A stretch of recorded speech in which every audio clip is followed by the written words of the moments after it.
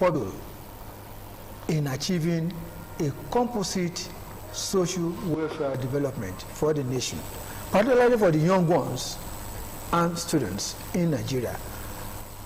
Yesterday, my panelist, a person of Dele Akishola, a veteran journalist and a former deputy editor-in-chief, News Agency of Nigeria, was with us, and today we are still happy to have him around. You're welcome, sir. Thank you for having me again. It's a pleasure having you, and I still have my great brother, a PR and a communication expert, a person who I so much cherish for his unquantifiable support.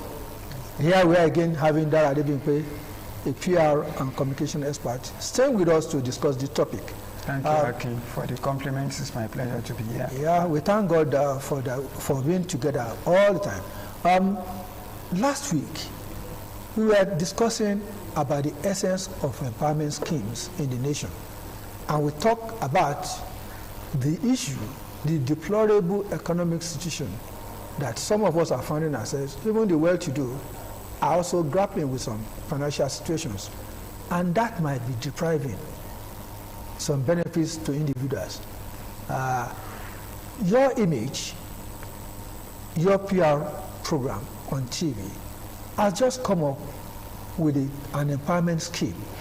And the aim is to empower students, indigent students in public institutions, public secondary school institutions, with a minimum of 100,000 naira. And that is for people who will be able to sustain their life. And we are talking about children who do not have well-to-do parents, who are really in need of these largesse. And we also have another category, indigent empowerment. Empowerment that is it's not holistic. We are talking of empowerment on this platform that Primos is rolling out. I think it's scheduled for November 1 in Abeokuta here. Yeah, PR Primos. Yes, yeah. So all of these, I believe that by the time you train those children, you empower those children, giving them scholarship. In fact, by the time they get to maybe a higher institution or those in higher institution, and then they come out, one cannot quantify what they are likely, to contribute to. Even the mindset. Yeah, to the society, and they be taken off crime, taken away from the street, because there are some of them now that their parents, they are poor parents. They cannot afford to train them from after their first secondary school education to the university or to the polytechnic. I have many of them in my area that even the parents said, after, because the man is a polygamist anyway, he said after school start, he cannot train any child to the higher institution. They are on their own. And so some of them will go and train as apprentices, bricklayer and all of that. And so this program, this empowerment, before you know it, you are changing the face of the nation. You are changing lives. The lives of those youths. You are going to give them what we call Philip, something that will bolster them up, will galvanize them to go and learn something, so that they will not idle away. They will not idle away, and make sure that their potentials are well channeled to development in particular areas. For example, somebody wants to learn engineering, for example, without necessarily going to enroll as an apprentice, as a bricklayer and all of that. He goes to higher institution. Or somebody who wants to become an automobile engineer, and they get scholarship, he can enroll at Moshood Abela Polytechnic here. There is programs like that can make them to, get themselves trained. The best anybody can give to anyone is quality education and empowerment. Yes, some companies, they do under their CSR, corporate social responsibility. But corporate social responsibility by companies now, abroad, is gone beyond that. they are now looking at sustainability of empowerment programs. That's what it means now. Because when you say you are doing corporate social responsibility, CSR. Yeah, the tendency is for those programs not to be sustainable. But for this, that you are looking at empowerment of youths, empowerment of children, who are indigent. Let me call them indigent students as they were.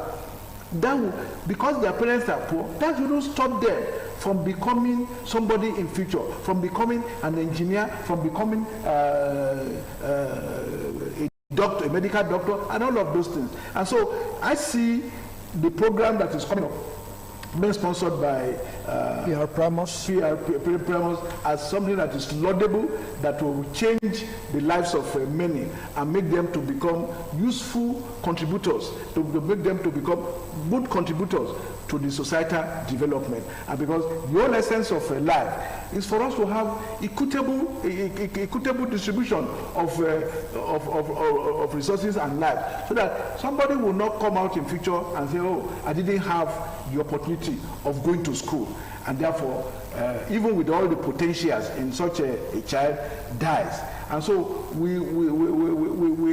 I want to urge companies and organizations, even governments, individuals, to partner with PR Primos, so that we can realize what the goals of PR Primos in driving this program. So it is it has a lot of mileage, because for these children, the likelihood is for them, to see that they can also matter in life. They can also become somebody in life and then come back, without taking to crime, without taking to drug and all of that. They can come back and see. Thank you very much. Make impact in the society. I know that there has been a law that set aside a percentage of the revenue, that is profit, made by corporate organizations to deploy it for corporate social responsibility activities. I don't know whether the percentage has increased over time, but that notwithstanding, what other strategies, or why do you think people are not getting connected to this kind of program? Like we mentioned last week, the economic situation in the country is really not encouraging. When you begin to look at most of our private organizations, multinational companies, when you look at it, majority of them are living or getting outside the shores of this nation because of the seeming negative economic climate that we are passing through. But be that as it may, like government, or as we try to enforce the issue of raising funds to raise the standard of facilities in higher institutions, particularly through the TED fund. Right. Every organization in Nigeria, I want to believe private-led organizations are supposed to give to government at least 5% of their education tax. No, 5% of their revenue generated net profit. Net profit are expected to be given towards this cause annually, and this has helped to raise the standard of infrastructural facilities in most institutions. I think government can, in a way, inculcate this kind of fund to empower our younger ones. Maybe they want to say 1% of net worth of every organization in the country should be for empowerment schemes. And of course, for this program that we are even talking of, organizations should begin to see it as a way of creating visibilities for their organization, as a way of encouraging higher productivity for their organization, because there could be a member of the family of their staff that is in their need of empowerment for their children. And when such children is given such award, he knows obviously that he is benefiting from that organization. That worker will be further motivated to begin to do something that will help the organization further. In other words, it will help to engender value to them. In those days, we used to see Ministry of Social Development and transport and sports and whatever, coming up with different schemes and then having such empowerment programs. What is happening? Why is government not engaged in such activities again? You see, I will always say one thing, and that is the fact that most of the programs that we execute, when you look at public organization or government per se, depends on the body language of who is heading who. That is, what does the leadership in government want? Those are the determinants. If the leadership wants to sustain a particular program left behind by predecessor, go ahead. You can remember when Jonathan was about leaving, there was this program, Empower. I don't know how far that Empower program is. Is it Empower or Sure P? Sure P, yes. Sure P. Thank you. Sure P. Do we still have it? To what extent? It's part of what you said initially. Policy somersault. A government comes, there's no continuity. That's the problem. That Shopee, they should have gone. I mean, in fact, the government that took over from Jonathan should have continued with Shopee. Should it be a political program or a structural program? It should be properly structured, and that's why when you look at what the program they have in the Ministry of Education, empowerment should be at a department. Sure. In the Ministry of Education. You recall during the era of Babangida, we used to have DFRI. DFRI was one of those institutions created for such things that we are saying, because case acquisition are included in DFRI activities. But to what extent is the follow-up today? And our current leadership, President Tinubu, is saying he wants to see how about what is the role of the National Directorate of Employment? That's another kettle of fish. ND is incapacitated.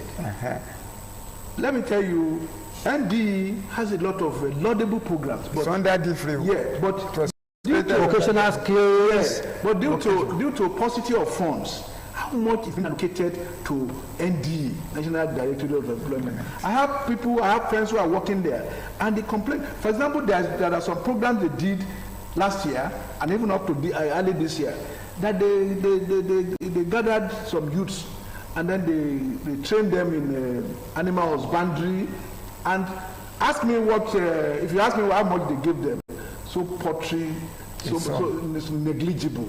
100,000 naira for them to go and start off, with animal husbandry.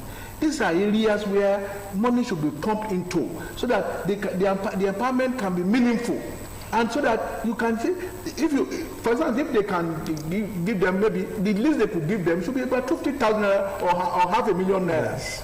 With that, somebody can raise, goats.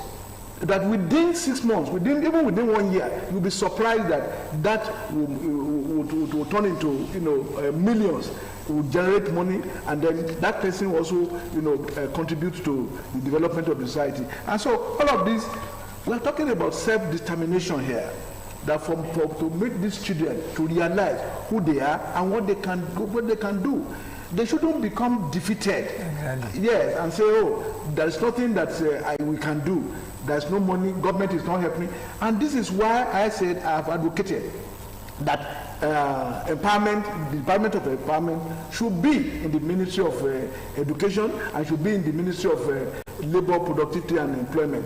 Not that they will be doling out wheelbarrow or whatever and say they are machine and say they are that. So that if you empower them, these children, they will come out, they will not become criminals on the street, they will not become bandits, they will not become kidnappers. Of course, they will become, they want to live a good life. They also want to come back and give back to the society. I just want to say why we are doing this. We should begin to call the attention of the government too. That's why I really want to ask this question. I want to ask that. How do we engender societal progress and holistic development in the nation? Okay. In that area, we need to create an enabling environment. Okay.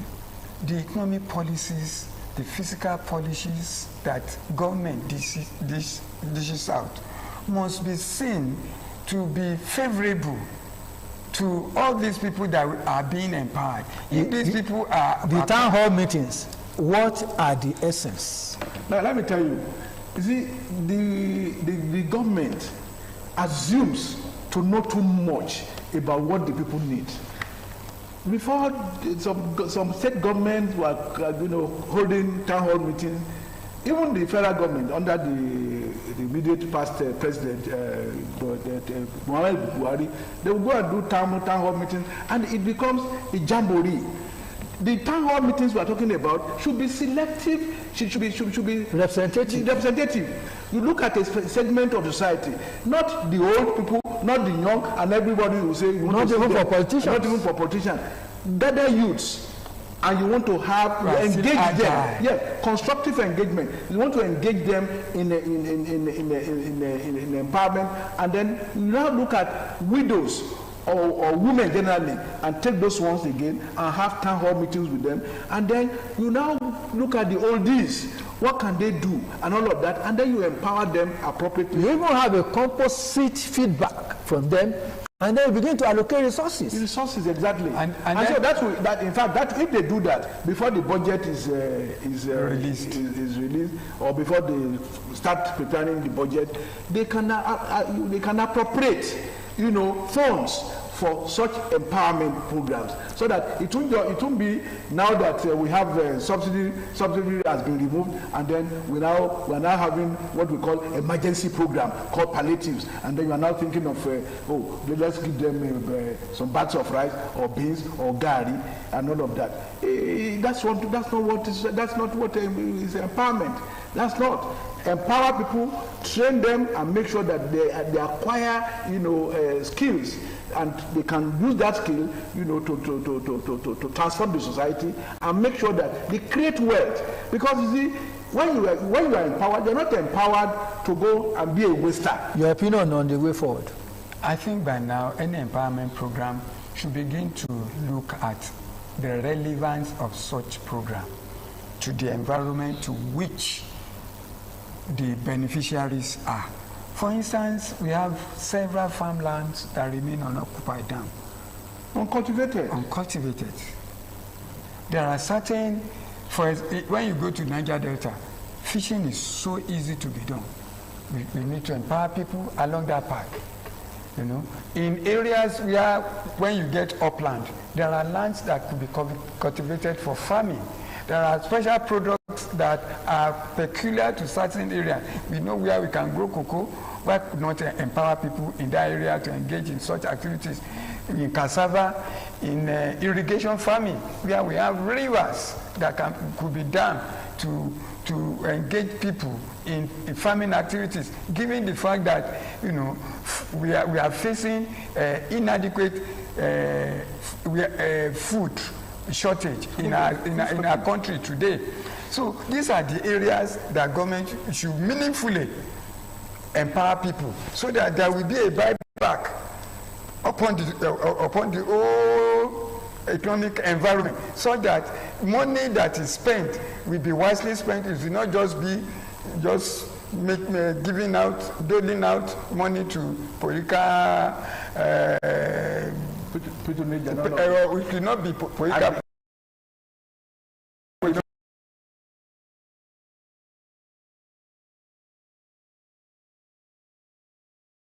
The time is even all the youths in the ministries and all of that. Exactly. So why don't you now concentrate? The government should concentrate on having this empowerment program so that the youths can be meaningfully engaged and become somebody. Thank you very much. Well, it's all about engendering a shift in the ways we've been doing things. People always say in the olden days it used to be better. I believe development should be getting us better and not being retrogressive. We believe that if government, corporate institutions, individuals, philanthropists do have a buy-in into empowerment schemes or come up with different empowerment schemes in their respective areas, in schools, in villages, in communities, I think the better for the nation. Of course, individuals will become more financially independent. They will learn to earn more and develop their family. We now have a community reveling in peace, growth, and development. Well, it is your responsibility to encourage those who are less privileged. It is your responsibility to ensure that Nigeria